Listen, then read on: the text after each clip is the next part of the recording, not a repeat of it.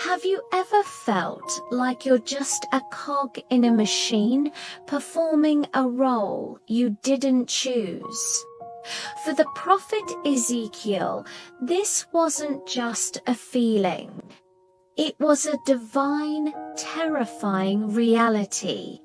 Imagine being plucked from your life as a priest in Jerusalem, only to be exiled to the strange land of Babylon. One day, by the Chebar River, the sky splits open. You see visions of God not, the gentle shepherd you were taught about, but something wild, cosmic, and overwhelming.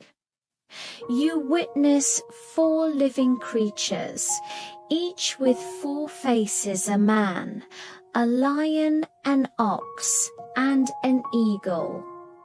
Their wings beat with the sound of a roaring army, and beside them, wheels within wheels, covered in eyes, move in impossible directions.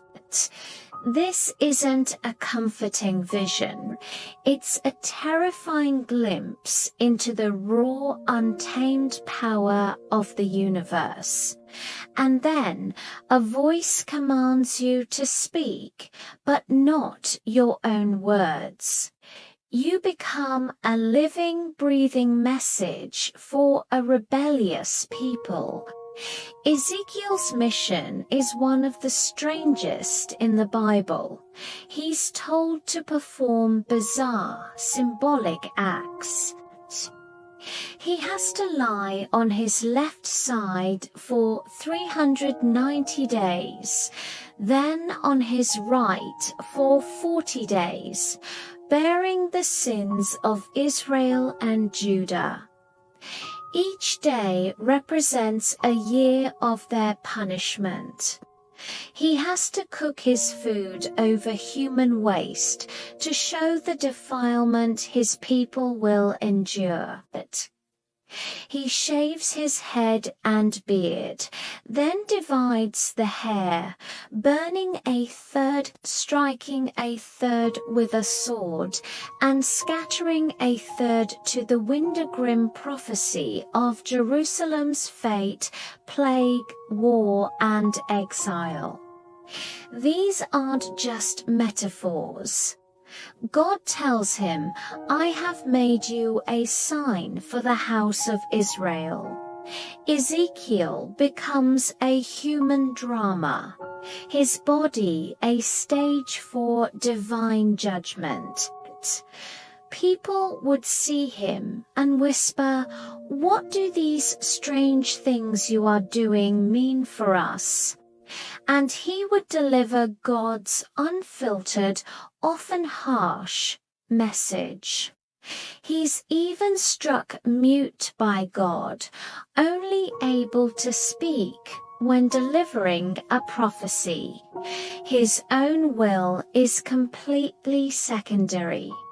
Can you imagine the psychological toll? Your life is no longer your own.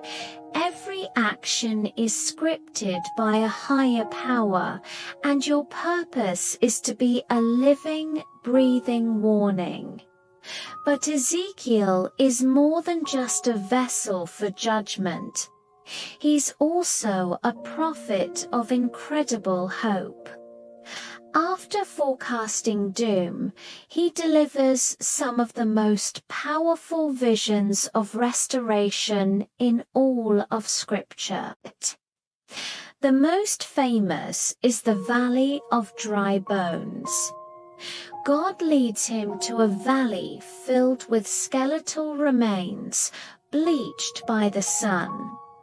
God asks, "Son of man, can these bones live?"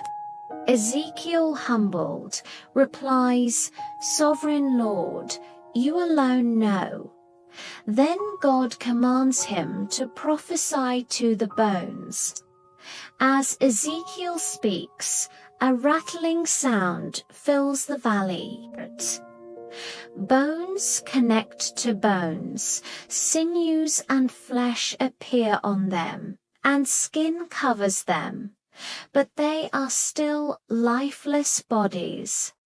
So God commands him again, prophesy to the breath. And as he does, breath enters them, and they stand on their feet, a vast army. This isn't a zombie apocalypse. It's a powerful symbol of national rebirth.